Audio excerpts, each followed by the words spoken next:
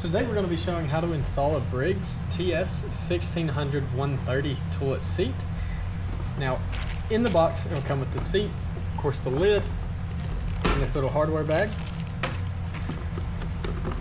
Now the first step when we're installing this seat, we need to identify where these brackets are going to go.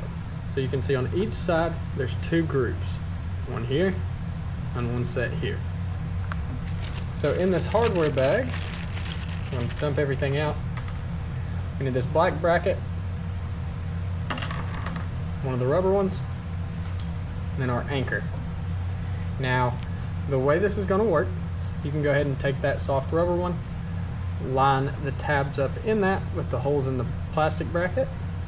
Go ahead and just press these down, kind of insert them into those holes.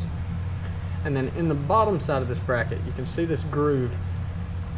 What that's going to allow you to do is put that anchor through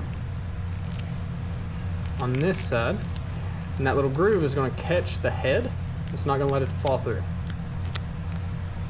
So then your next step is going to be to just put this bracket, slide it through that groove, and then you're locked in place right there. It's not going to move up.